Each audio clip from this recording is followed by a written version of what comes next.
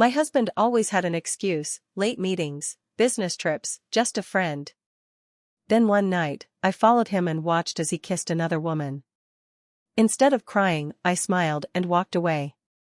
The next morning, he woke up to an empty house, a frozen bank account, and a divorce notice. He called me, panicked. "What did you do?" I replied, "What you never thought I would. I never thought I'd be writing something like this, but here I am. I've been married to Mark for almost 14 years. We have 2 kids together, ages 9 and 12. I used to think we were solid. Not perfect, but strong. We were that couple who made it through the hard years, the broke years, the new baby years. Or so I thought. Looking back now, I see all the signs. They were there. I just didn't want to admit what they were telling me. It started small, him coming home late. Not unusual. He works in finance in downtown Chicago, and his office hours were never regular. But it started to feel like every night, there was some client emergency or team dinner. He always had a reason. I believed him. I wanted to believe him. We had built a life together. I gave up my job when our second kid was born because we agreed someone should be home more. He made more money. It made sense. I put my trust in him. But then, he started being weird with his phone. I'd walk into the room and he'd flip it over. Or he'd suddenly get up to take a call in the other room. I'd ask, "Who was that?" and he'd say, "Just work stuff." Every time. The intimacy faded. We stopped talking about real things.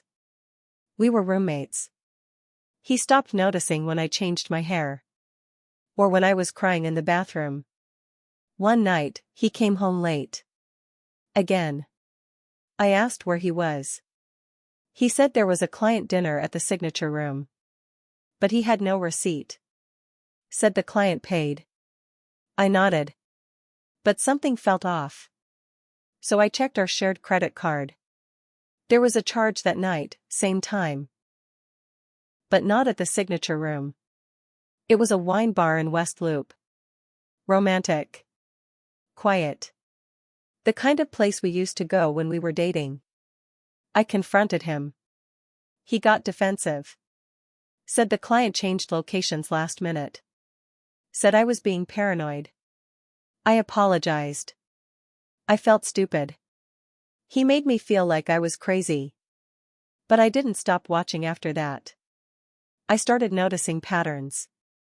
He'd always be busy the same 2 nights every week. Always texting. Always low battery.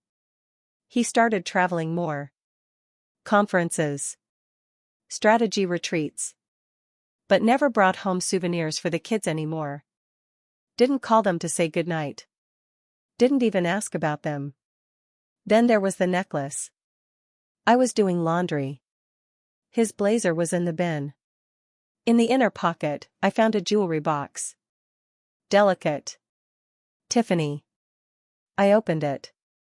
It was a silver heart pendant with a tiny diamond chip in the middle. Definitely not my taste. Definitely not for me. I waited. I watched. He never gave it to me. It vanished. At that point, I was done pretending everything was okay. I didn't tell him I knew. I smiled. I cooked dinner. I played the part. But behind his back, I was planning. I opened my own checking account. Rerouted some money slowly. Quietly. I got a lawyer. A good one. She told me to be smart. Told me to gather proof. So I did. I checked his car's GPS history. I took screenshots of texts when he left his phone unattended. I found photos on his iPad. Yes, his dumbass synced it with iCloud. Photos of her. Not nude. But, enough. Sitting in a hotel bed with his shirt on. A wine glass. A room with a view. Her name was Rachel. I didn't know her. She looked younger than me. Early 30s maybe. Brown hair. Office clothes. That's all I knew. One night, he told me he was going to New York for a finance conference. Said he'd be gone 3 nights. I said okay. I kissed him goodbye at O'Hare. Then I called my PI. She followed him. He never left Chicago. He checked into a boutique hotel downtown. Rachel checked in an hour later. The next day, I picked up the photos from the PI. Them holding hands outside a restaurant. Her resting her head on his shoulder. Him kissing her forehead. They looked happy. Comfortable. Like a couple. Like we used to look. I didn't cry. I didn't scream. I didn't throw things. I just sat there. I felt cold. Empty. Then, calm. So calm it scared me. I waited for the right night. The next week, he said he had a team dinner. I said, no problem. I'll put the kids to bed.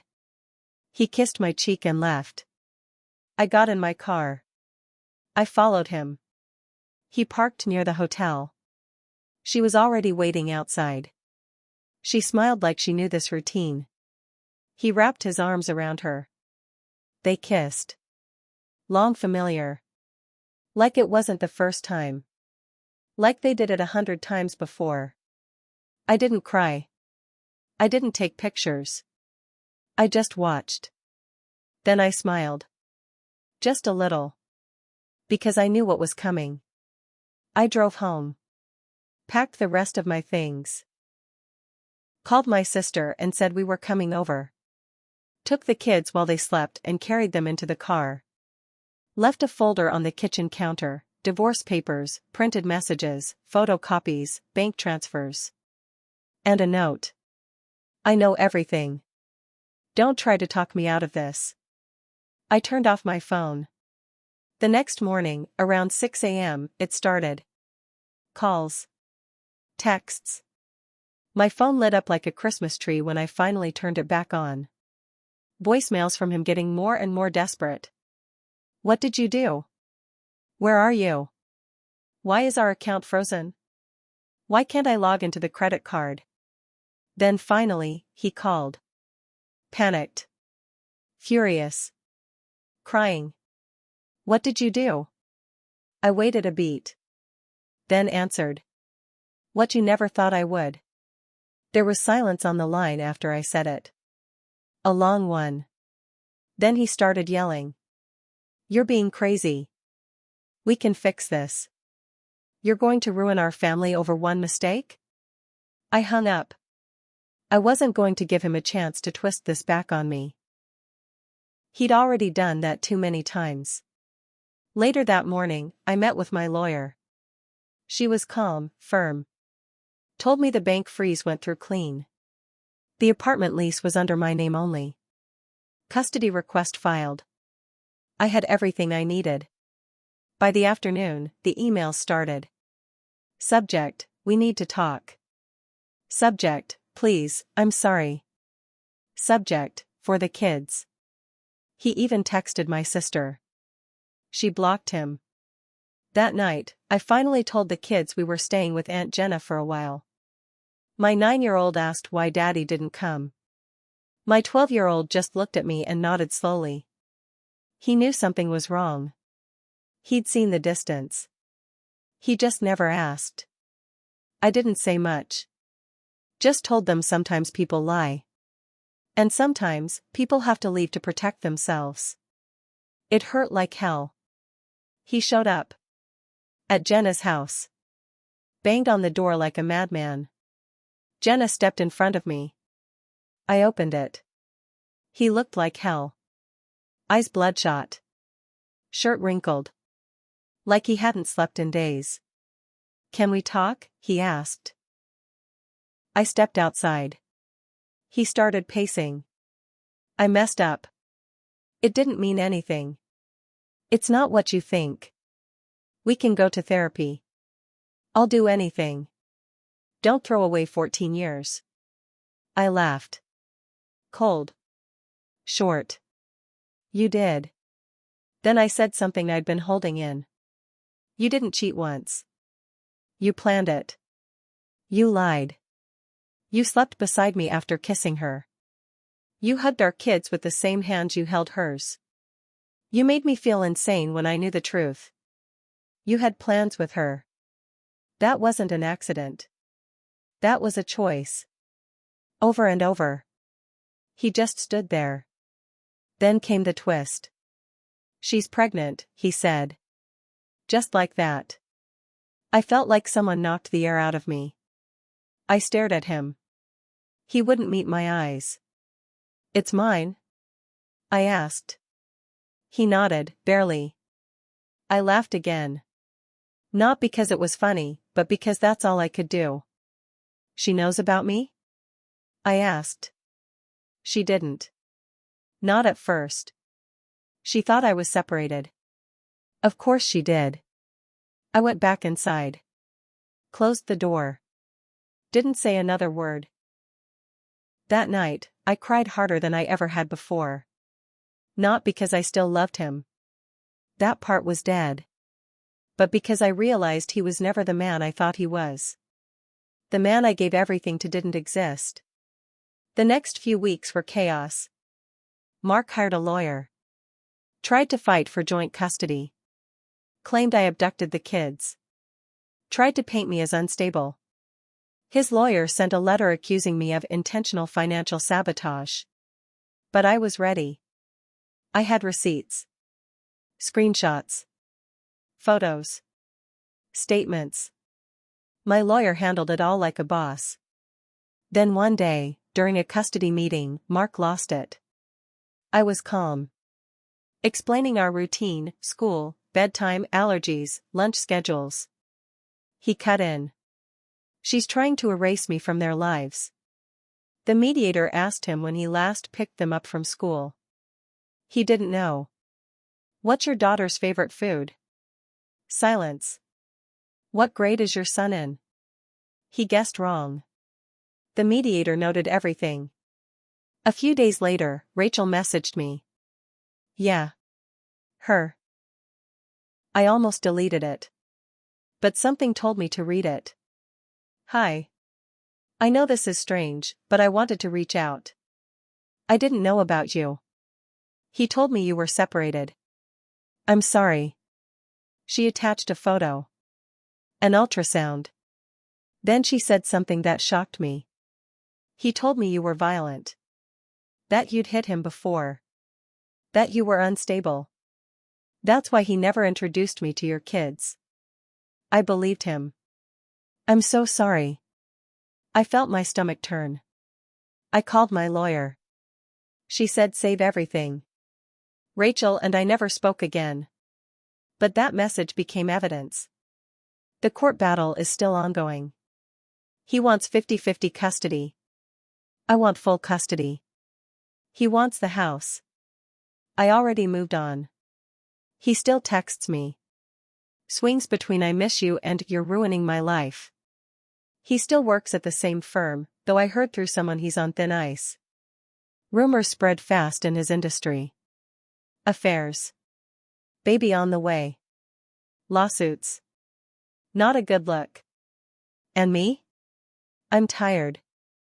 But I'm not scared anymore. I've been quiet for too long. I know who I am. I know what I saw. And I know I'm doing what's right. 2 weeks after Rachel messaged me, something strange happened. I got a call from a number I didn't know. I ignored it. Then I got a voicemail. It wasn't Mark. It was Rachel's sister. She said, "Hi, I know this is weird, but I think you should know what's going on." I called back, curious and honestly kind of nervous. Her voice was calm, but you could hear the anger underneath. She's gone. What?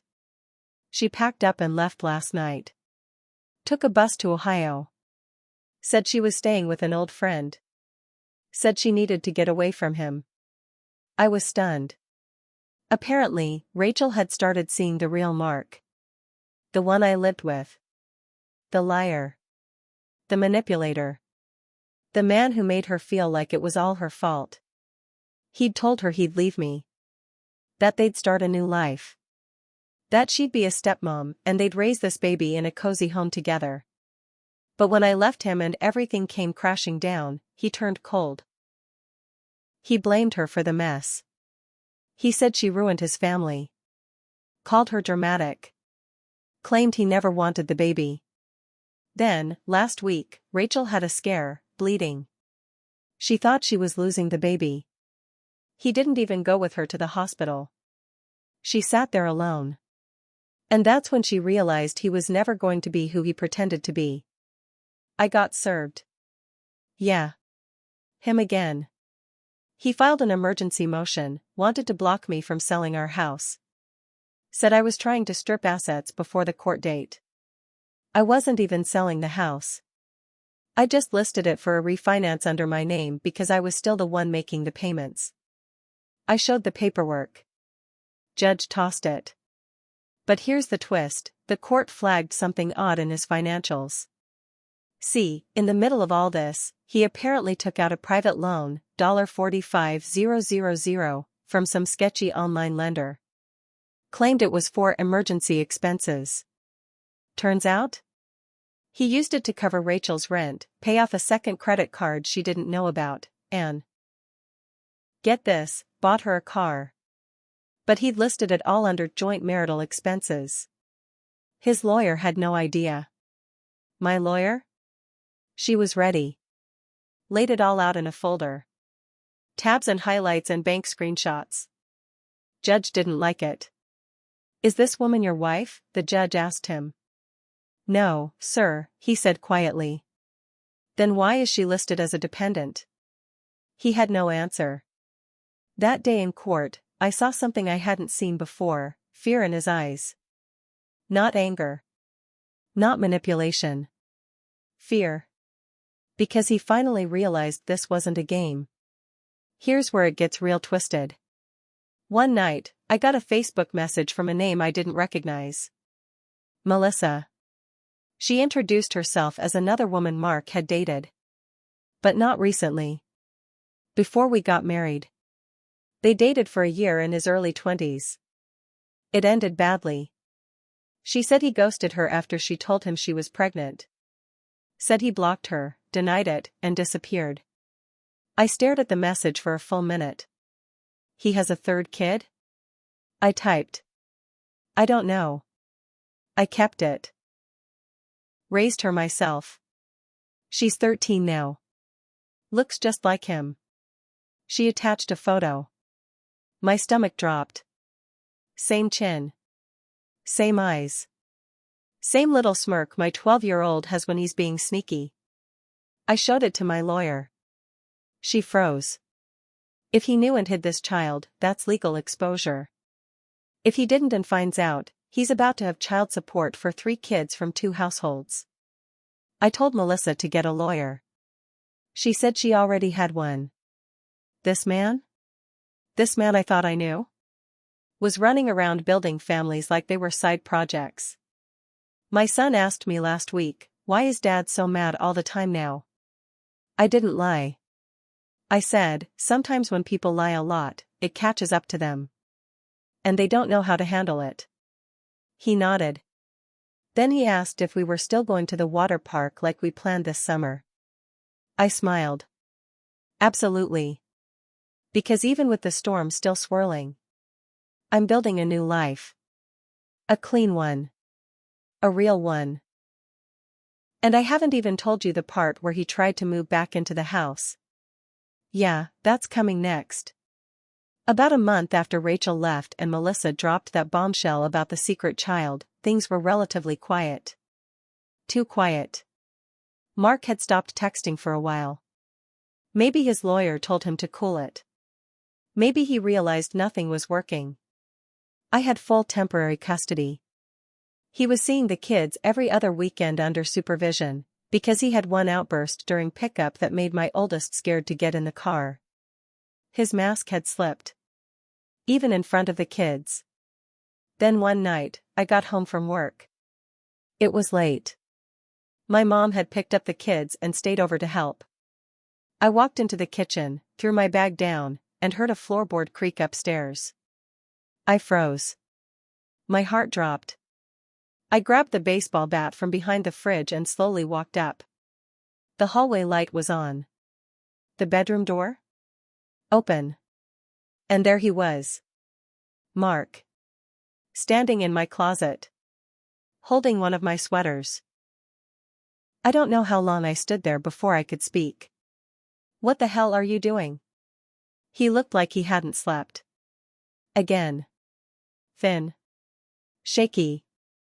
I used my key, he said like it was no big deal. You weren't supposed to be here. That's breaking and entering. I just needed to feel something normal. Something familiar, he said, voice cracking. Everything's falling apart. Rachel's gone.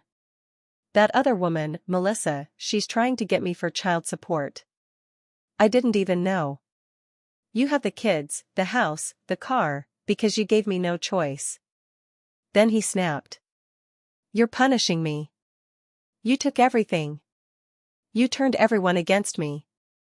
I dropped the bat and pointed toward the door. You did that.